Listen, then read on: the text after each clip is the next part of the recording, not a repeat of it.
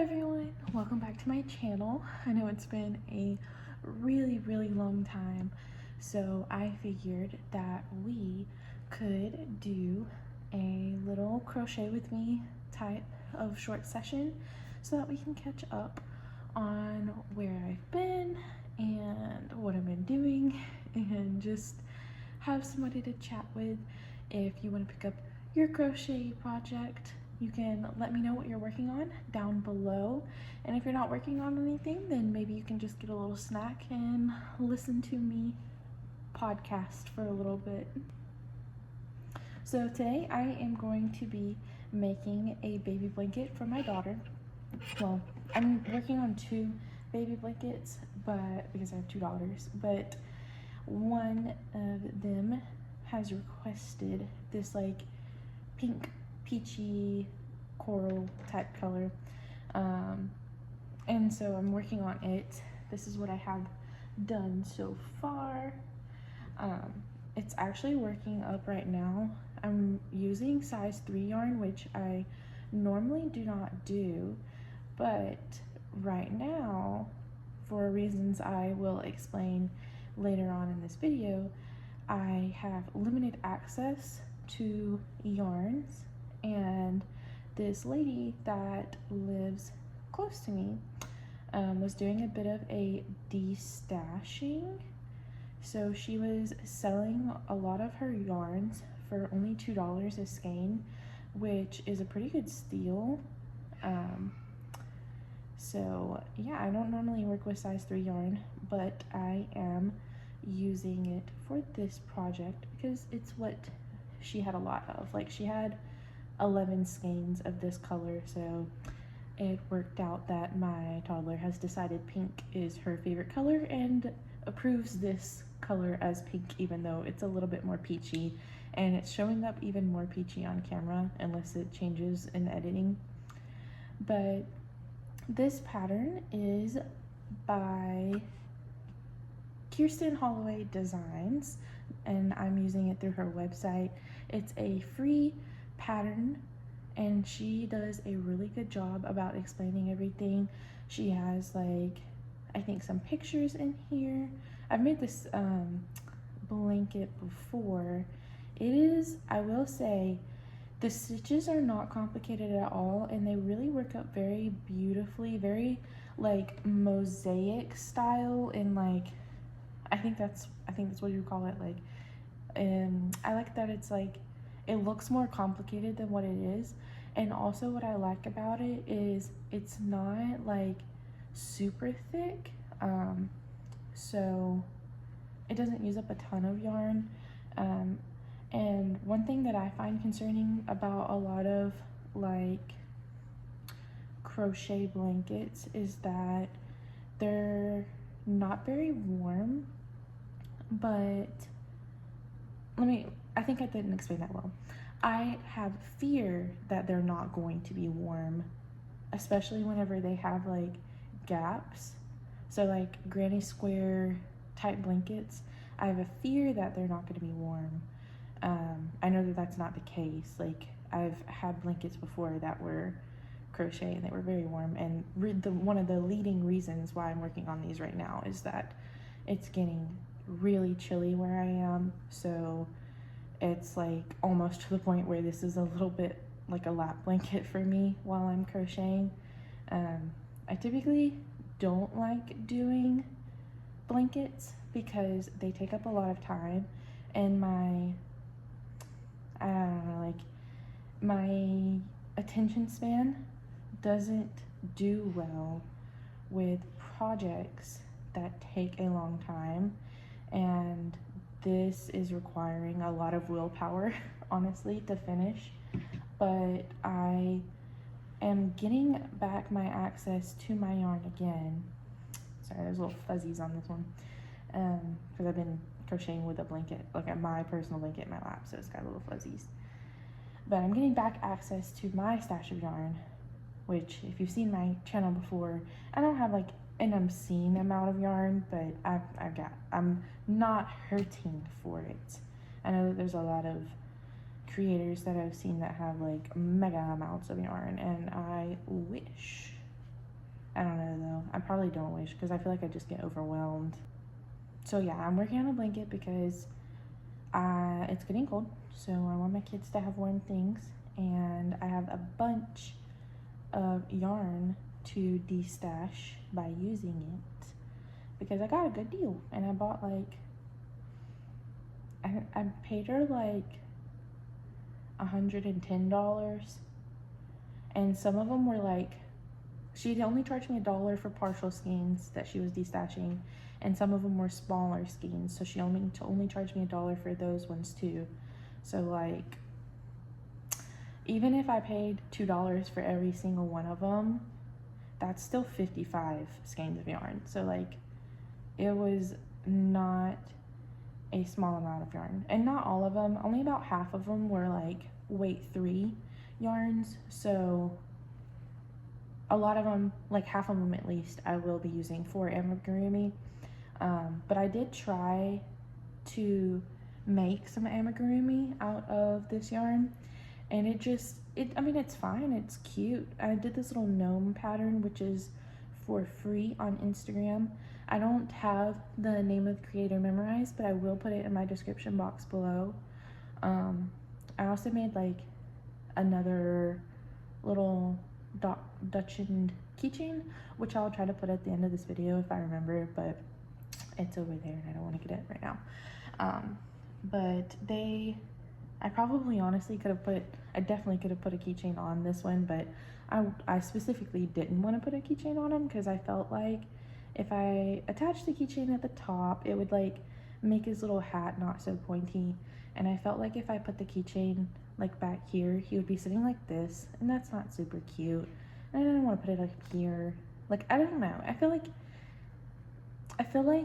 putting a keychain on him would have made him look more ice cream cone-ish than a gnome. I don't know.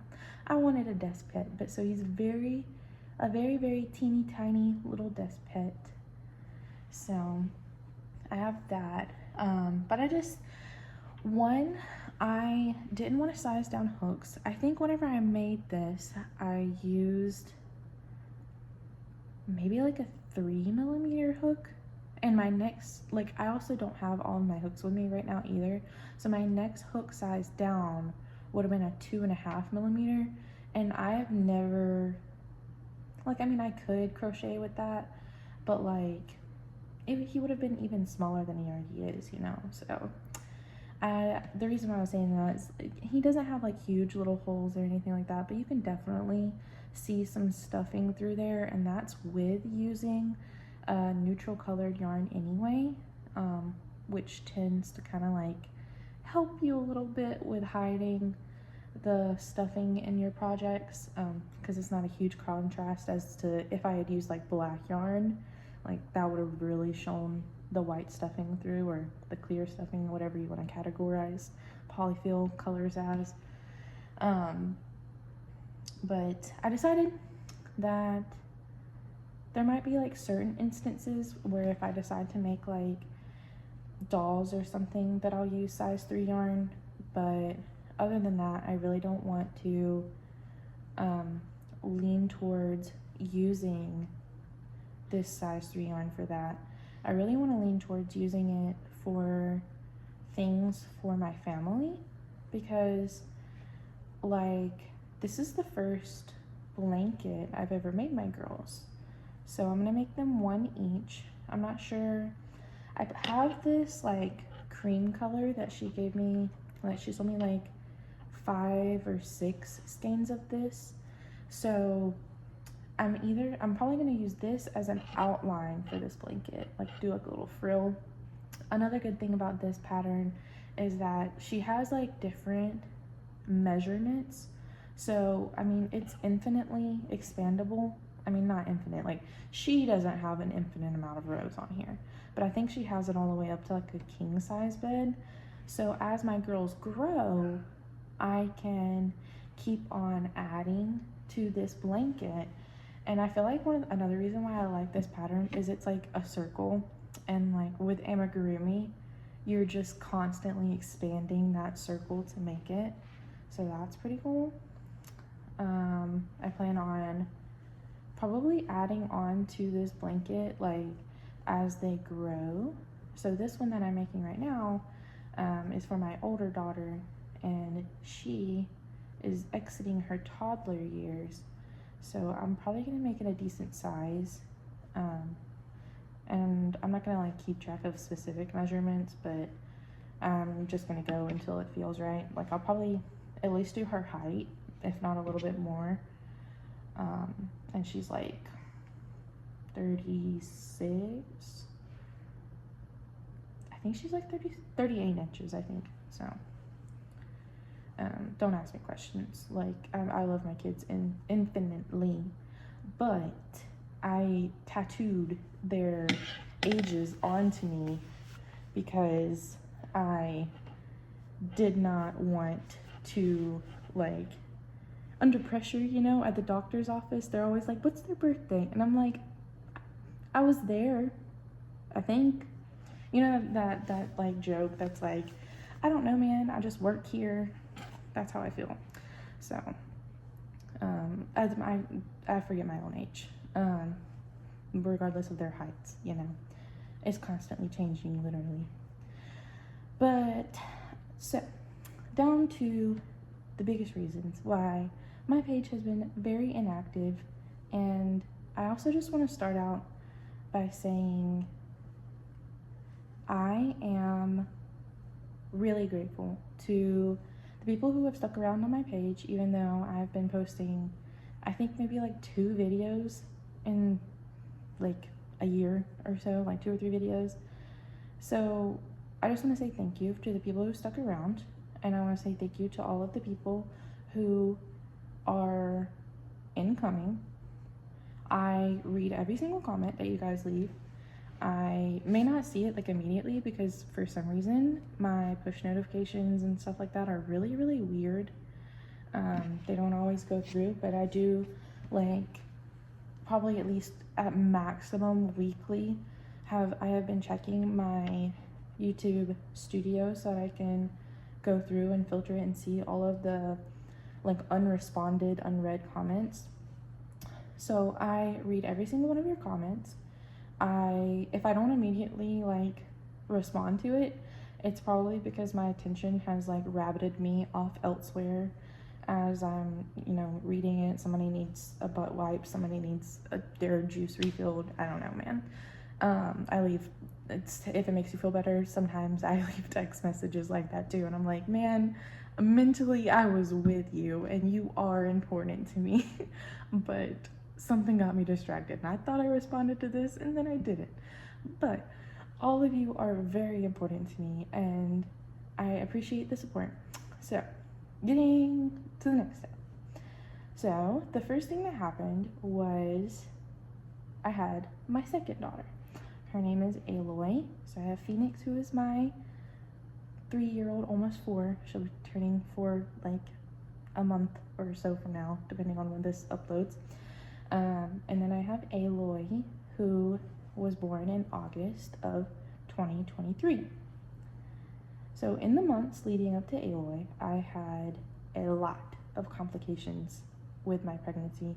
Like, I wouldn't say, like, obviously, like, I didn't have the most, but it wasn't easy. I was like halfway dilated, like half a baby head hanging out of me for months. And so it was very early dilation. My body just was like, hey, we're not gonna make any water for your baby. Like, I don't know, like I was not holding on to the amniotic fluid. She was fine, but there just was not a lot of wiggle room in there. And it was kind of actually like shocking when she was born. She didn't have a true knot, but she had like a knot in her cord. So, and that's kind of indicative of like, hey, there wasn't a lot of room for the baby to move around. So at some point they twisted and the knot got tied. But apparently that only happens in like 5% of pregnancies or whatever. And then like 1% is like a true knot where like it causes like circulation issues, and she didn't have that. It was just a little oddity that happened with her. So I had the complications pre-pregnant or like during pregnancy that really kept me like kind of bedbound. Like I couldn't really do a lot. It was very like uncomfortable and tiring. I had to drink like an insane amount of fluid. I did like live in Texas at the time, so it was very hot, and you know, dehydration is easy in the summer, but I don't know. It was just busy. There was a lot going on. I didn't feel the best. Then post pregnancy, transition, getting baby home. So both of my girls, during pregnancy, I had a little bit of anxiety, a little bit of depression issues, and I feel like I'm gonna be honest with you guys because I feel like that's important. Like, you know, postpartum and partum, like anxiety and depression are more talked about than what they used to be, but there is still a lot of stigma about being a bad mom and things like that, and I just want to let you know that it is totally normal, and yeah, like any negativity in my comment sections will not be tolerated. So, but it was stressful, it was hard. Both my girls had colic, which is unfortunate because I'm told by pediatricians that, you know, it's not common for both babies to have colic. You know, more than likely they both had some type of intolerance or something. If you don't know what colic is, it's like something in your baby is causing them to be very sad, like all the time, regardless of if their physical needs appear to be met. They still cry for hours and hours on end, and most of the time those hours are at night. So fun me when, you know, my husband got plenty of leave from his job, which is very unusual, so like thankful for that. And in America, like, I don't know where you guys are viewing from, but in America it's unlikely that a mom gets more than a few weeks. So for a dad to get 3 months of paternity leave paid is unheard of. But so I think that was probably about the time that I posted, probably was during those 3 months that he had his paternity leave, because he was home and I had that support system. And during like the hours that I wasn't taking care of her at night, like where she was, you know, comfortable and sleeping, but that I was still awake, I would try to crochet and keep my mind off things, because that's pretty good for postpartum and any depression and anxiety. I feel like that's why the crochet community is really neurodivergent, is because like it is like a therapeutic hobby. It's not the cheapest, and you can make it more expensive as a hobby, but it's like a healthy, low monetary cost outlet for stress. So anyway, so first pregnancy issues, then very upset baby. Around like 4 or 5 months, she started feeling better, and we got our routine situated.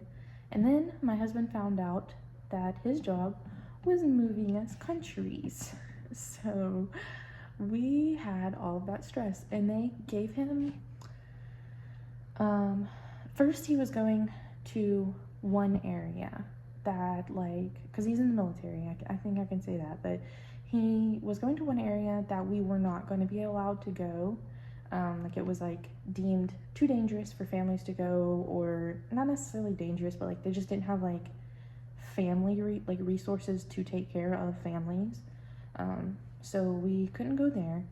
And then right at the last minute, like getting back, he was getting his bags packed to go out the door, and then they said, hey, we're gonna change where you're going. So he got a new base, and he had to like go through all of his ups and downs of like trying to get an extension in America, like for a few days, so that he could get our passports and, you know, medical clearances and all these things, because those things take time. And so like we had a lot. Nothing is ever very certain in the military, and so we had a lot of ups and downs. We moved several times, like while we were in America still, me and the girls, and him, like, first we went back home to Florida. Like, we were in Texas, we went to Florida for a few days, a couple weeks to visit family. We, like, had to clear out our house, we had to deep clean everything.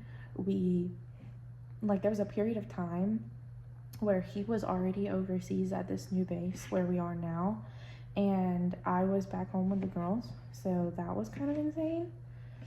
Single moms out there, if you know a single mom, tell them how good they're doing, because that is not for the weak. I was so tired. I was so tired. I loved them, but it was like, I heard a saying one time that was like, a lot of times moms don't need a break from our kids. We need a break from taking care of our kids. And my husband is amazing. He does a lot of cleaning. He is more than what I can ask for in a spouse. He is more than enough. But that couple of months being kind of like a single parent, I'm not gonna say I was not, I wasn't having to work, but as far as like the mental load of like taking care of the children, it was rough. So all of that happened, but I'm back now. If anyone's wondering, I know it's been a minute since I actually talked about the pattern. I am using a 4.5 hook with my yarn. I know that she has yarn size and all that recommendation on here, so, but yeah, I don't know if it's with this size yarn or not. This is just what I'm using. She said it does require like a pretty loose tension, and I have a pretty tight tension, which is why I'm using such a large hook for using a size 3 yarn, using 4.5 millimeter. I think that if you look at the package, it says it should only use a size 4 millimeter. So I sized up a little bit because I have tight tension, and this blanket doesn't work if you have tight tension. It'll start like overly curling up, and like certain parts of it should be curled a little bit and then they lay flat back out. Like as you add like weight on it, like I think this little shell part, it like kind of bucks up a little bit. So that's a little bit normal, but like if you have tight tension, it'll start like curving too much. So if you guys have good patterns, keep in mind, I'm not gonna say never, I've made some apparel, like wearable items before. I've made like one dress for my toddler, and that ended up being too big. Like, let me put that disclaimer in there. Did I do a gauge swatch? No. Did I know what a gauge swatch was at the time? Also, no. Did it come with measurement, like instructions? Absolutely. It was a fantastic pattern. And in 3 years, when she can actually fit it, I'm sure she'll love that dress. But for now, the 18-month-old baby that I made for it to fit needs to be like a 7-year-old to fit it. So I don't know, man. If you have good patterns for wearables for toddlers, let me know. I would love to do them. It scares me a lot to do wearables. I started on one top for myself, which I think is like one of the only things I've ever, set aside time to make for myself. And then it was like a tank top, and I'm still gonna finish it. It's like still in my works in progress, still has all of the like yarn set aside for it, but it was a tank top and it was a crop top. So I got pregnant as I was making it, and I was like, it's not even gonna fit, like, because I actually planned ahead, and like I made it, like I started making it a couple of months in advance for summer, and I was like, it's not gonna fit by the time summer gets here, so best put it aside for a little bit. And then I didn't pick it back up again because I was like, I don't want to go through the effort of like, you know, I didn't write anything down. So I didn't want to go through the effort of figuring out where in the pattern I had left off. But I am planning a video soon that's going to be finishing my works in progresses. So I will be doing that in the near future. We also need to do inventory. Like, I just need to sit down. I need to look at what all I have started. And I need to look at what all yarns I have. And I'm going to need to be reorganizing everything because I don't know if I'm going to put up my yarn wall here.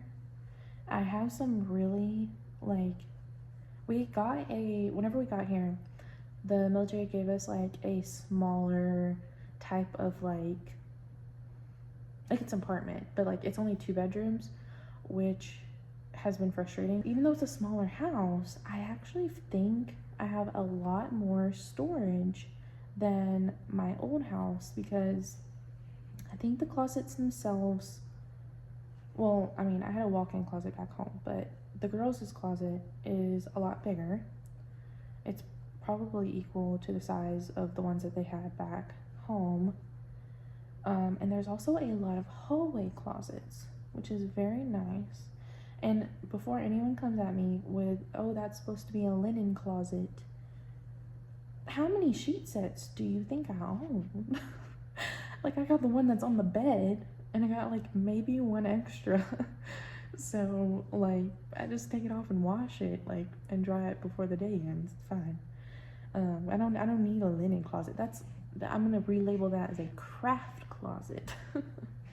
And unfortunately, with the move, I had to get rid of a lot of my craft supplies because like you can't carry a lot of things internationally. Like, you can't ship it. So I mean, it was on a ship in the ocean for like 6 weeks. Like, it's hot and humid and dangerous to have flammable objects. So all of my paints I couldn't bring. I used to have a huge craft closet back home, and in my new home, I'm not really probably gonna need that much space for craft stuff other than yarn. So I'm thinking about claiming one of my closets as a yarn area. And right now, I don't have my tripod. I don't have any of my filming stuff. So like the month or 2 months that we've been here so far, that I haven't been posting anything, I have not had any of my stuff. There aren't a lot of yarn stores in the area that are readily accessible to me with mass amounts of yarn. Now, do I need huge amounts? No. But I do generally like to pick up a few skeins of the same color and the same dye lot because I find it really annoying to play yarn chicken. I actually hate it. Joann's does deliver here. I did order a small amount of yarn from Joann's, but they won't deliver polyfill. That was annoying. I waited like, it takes several weeks also for Joann's to ship here. So I need to plan my crafts like 2 or 3 weeks in advance. That's not nice. Like, I don't have that kind of attention span to pre-think of what I want to do. Most of the time I pick up my hook and I look at the colors and I'm like, wow, that's a cute color. Let's make something with that. Or vice versa, I'll like be looking at a pattern, or I'll see someone release a new pattern. So yeah, like I don't plan very well in advance. I go wherever the yarn and hook takes me and what I want to crochet that day. And if I try to make myself like a list, like there may be things like on my mind that like I know that I want to crochet, but I don't like making a list and be like, this is what I'm going to crochet, this is what I'm going to crochet, because that takes the fun out of it for me. It takes some of the excitement out for me, and I mean, this is my hobby. Like, I mean, I like to consider it my job as well, but the fun part about being your own boss is that you don't get told what to do, and I don't like past me telling future me or present me what I'm doing, because I don't like authority, even if it's my own self. So, needless to say, yarn is hard to come by here. I haven't had a lot of my crochet supplies, and that means that it's been hard to crochet. Yeah, so without my crochet supplies, I had to wait a while for the order to get here. Then I had to reorder polyfill, and I had to order safety eyes separate because I get those on Amazon, not through the Joann's website. And all of that took a long time to get in. And then it's also just difficult, like without my tripod and stuff like that. Right now, y'all are propped up on my computer screen, which is nice because I can read the pattern right above you guys and not look like I'm staring down at my phone or something.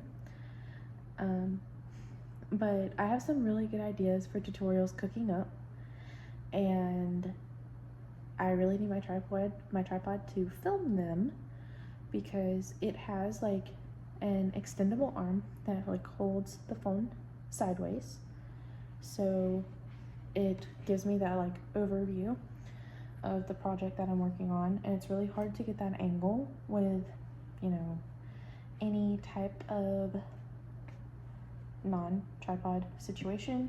And I looked into ordering a tripod so that I could just have two and, you know, have one shipped here, and the shipping time on it was almost as long as our housing goods shipment.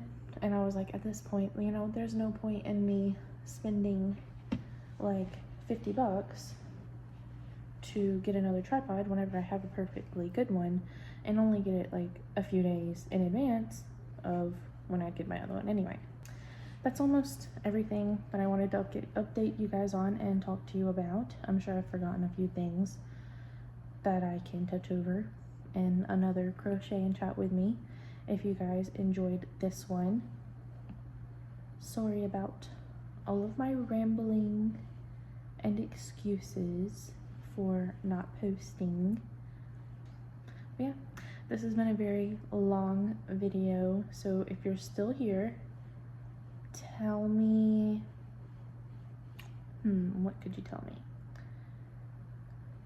Yes, so y'all are dropping some pattern ideas for me for toddler clothing that I can use weight 3 yarn for. You're gonna tell me if you're working on a project, what are you working on? And you guys can tell me what video ideas do you guys have. They can be tutorials, they could be lifestyle chat with me vibes like this, or challenge videos. I know there's a few challenge videos I want to be getting into. I'm actually probably going to work on one soon. Give me some challenge video ideas. I like those. I like the how much can I crochet in a day, how much can I crochet in an hour, different types of challenge videos like the randomized dice, which isn't really a challenge, but you know, it's fun. Those types of things. And what other ideas? What other categories? I don't know. You tell me. You tell me what kind of videos you would want to watch, because I'm gonna get cooking on some YouTube videos. But anyway, guys, thank you so much for your support. I know I got like, I don't know, I got not even half a round, I don't think. Don't even think I did half a round, which, to be fair, this blanket's getting kind of big, so like half a round is like a couple hundred stitches at this point. But thank you for sitting with me. I appreciate feeling like I have someone to talk to, and I hope you guys do too.